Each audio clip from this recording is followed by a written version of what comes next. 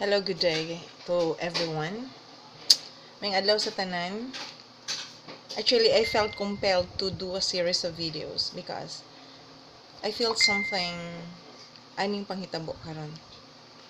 Number one nga perspective ako nakita. I'm not into politics, but for years of study, di gyud na ako ma-deny nga ang politics sa kalibutan is killing more than the virus itself. Mabasa na ako sa mga news, sa social media, complaints here, complaints there. Those are just at the basic level of politics. Grabe na, dili na magkasabot ang mga tao. In fact, most cases, if you notice, if you look back at history, grabe ang patayan sa politics. So kung imong tan-awon, it'll start with the issue of coronavirus. Coronavirus ang una natong pinaka-root. And then, there was this declaration of lockdown. Then, ang problema nagkadaghan, like, ang mga trabaho, mga tao nga kanang hand to mouth ang kinabuhi, like kung unsay makita karon kang gitawag na tug kakatuka, usa ka tuka mo na pinaka-impacted sa panahon karon. And there are people nga maskin unsa pang sitwasyon, nature lang gyud ang mag-complain instead of being thankful nga dili sila naa sa sitwasyon sa uban. Og imong tan-awon, kani siya daghang factors more than the virus ang nakamatay sa tao. Primarily, it's attitude. So siguro ang akong gi-think karon is to make a video series on how this coronavirus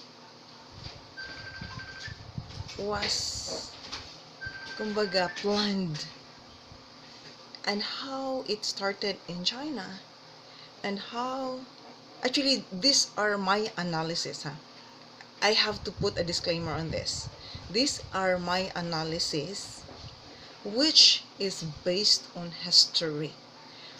Long before this, I'm not really that good in history, but because I am trying to question how the system works, I ended up with my questioning into understanding that everything that we see around, everything that we hear around, are just shadows of the deeper truth that only few knows.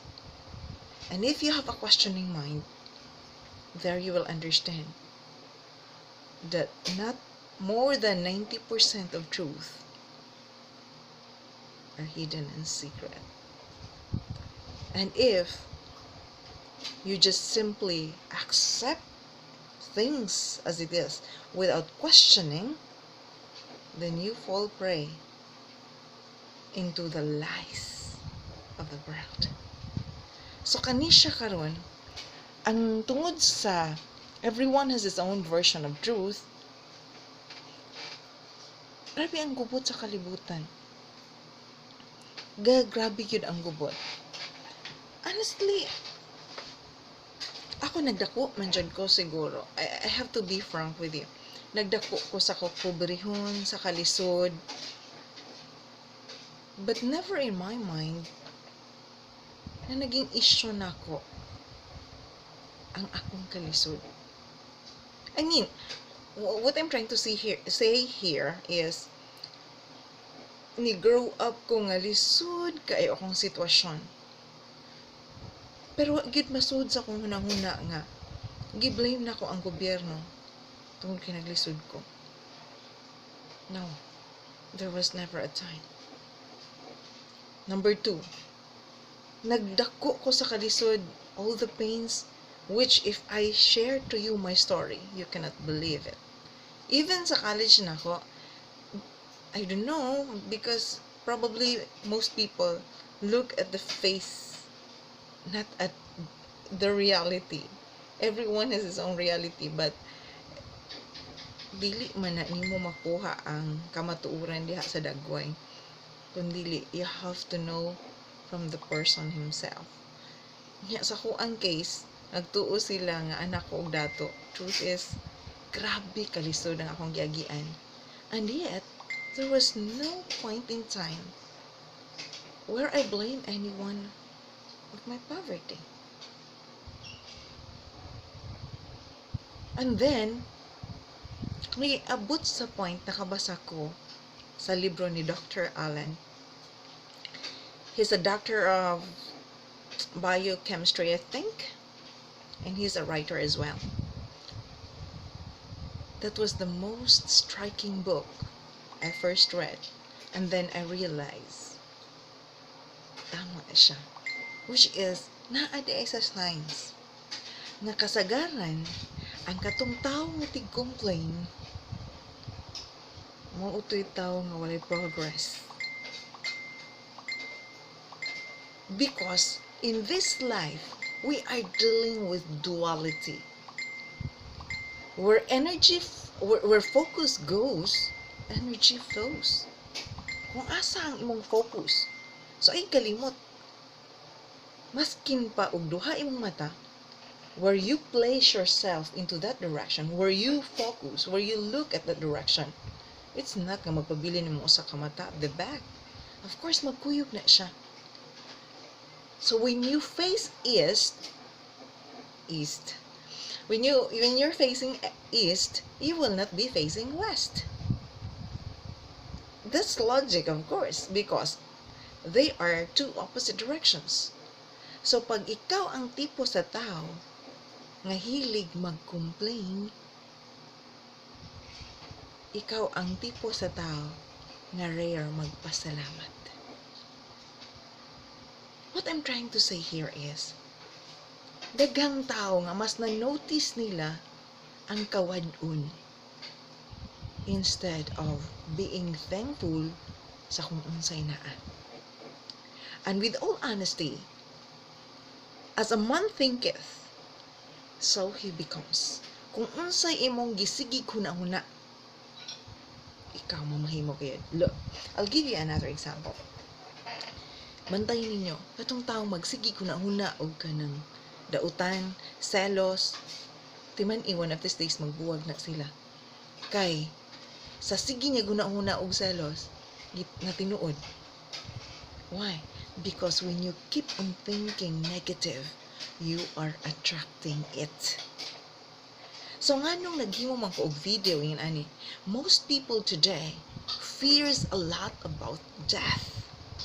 But they're not understanding that the more they fear, the more they are producing chemical that is bringing them close to death.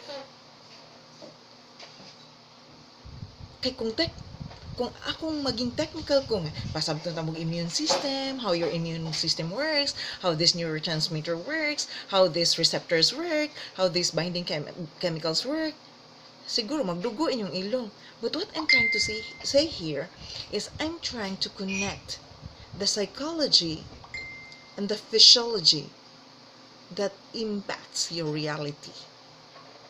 So for people who fear simply because, what makes you fear, by the way? Bata pa ko, mahadlok kong matay. I don't know what your reason for fearing.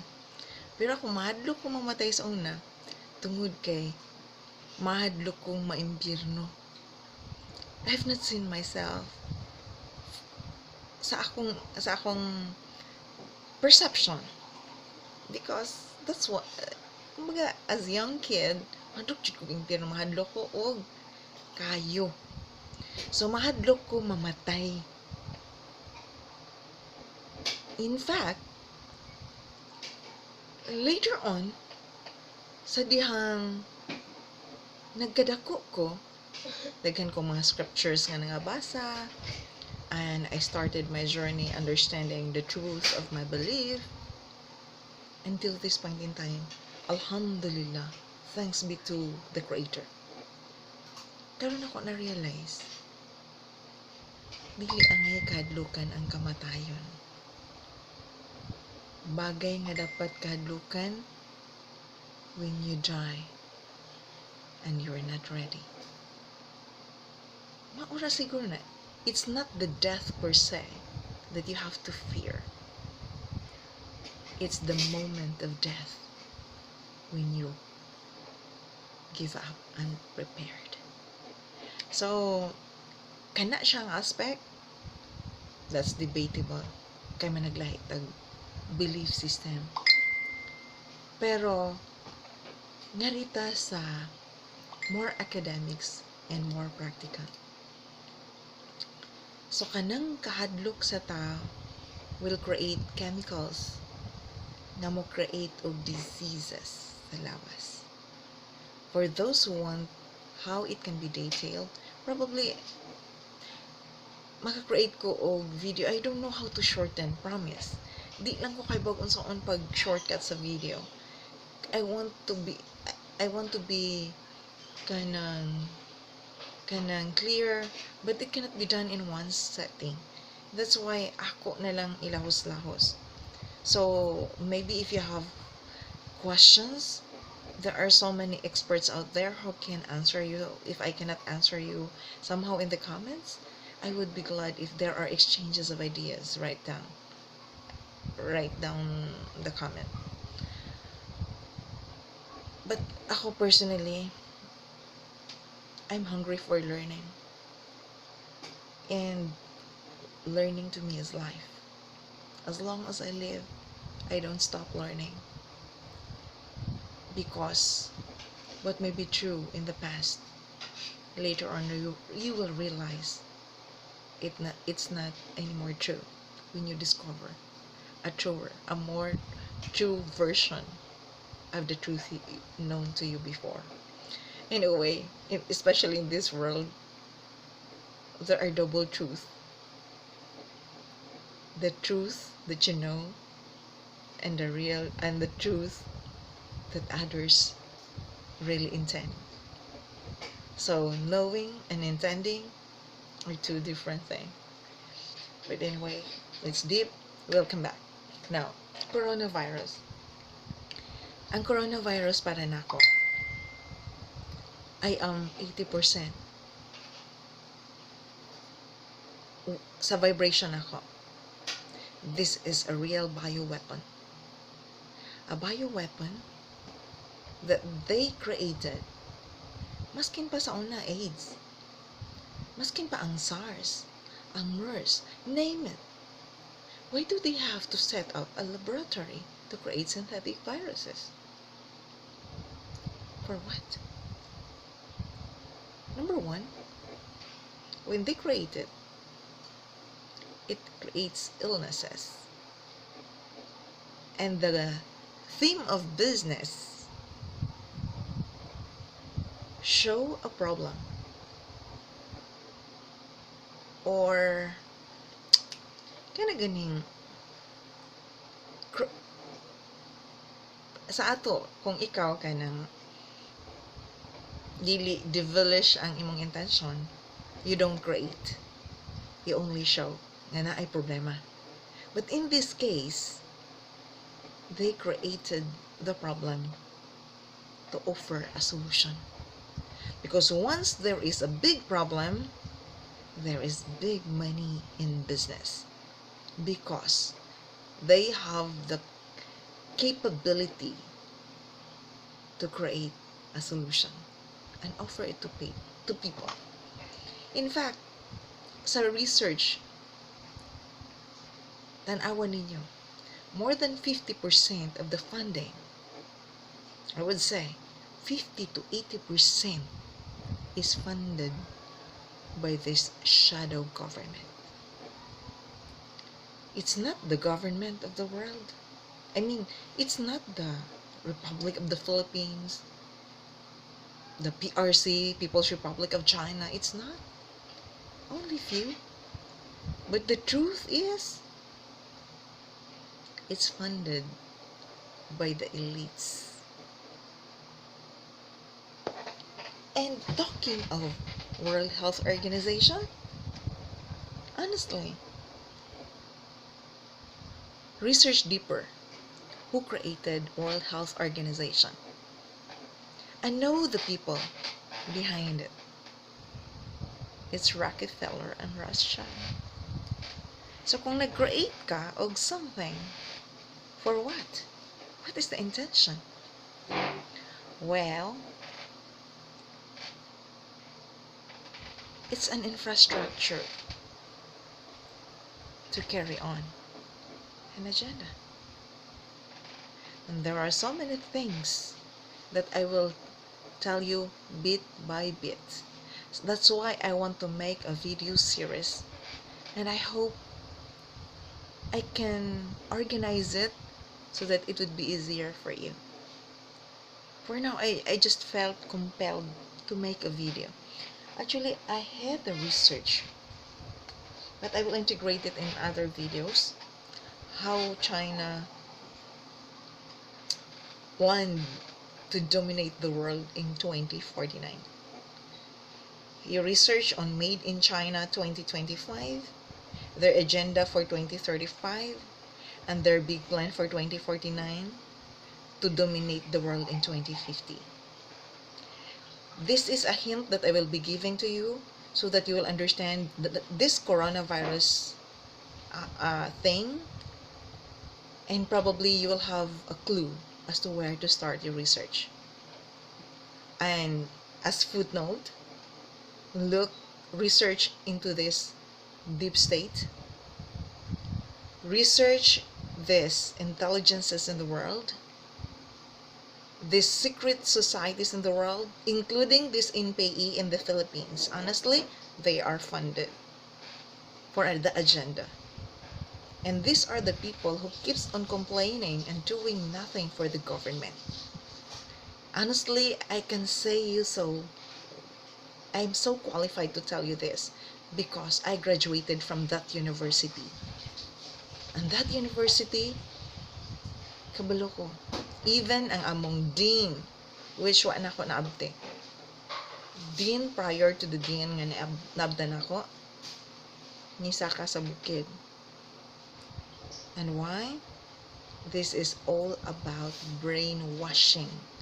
And this is hypnotism in psychology, which I hope I can have a video for that so that you would understand how this hypnotism,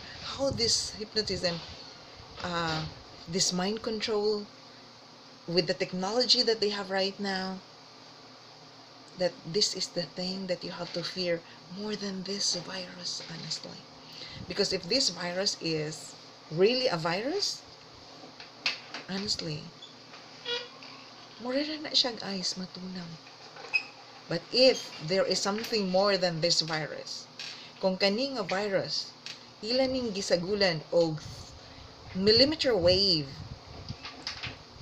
kay ang ilahang implementation sa 5G would not be feasible without this millimeter wave together, o diha, patayan. This is going to be the start of the pain. So good lang ni sa kasakitan if all that I research are true. So research on this mind control thing, because ang akong nakita sa mga video footage nga mikurog ang mga biktima nining kaning COVID-19, para nako, that is not an exhibit of a problem in the lungs, an exhibit of the problem in the brain, which is very much consistent to the blog post of claiming to be a military officer.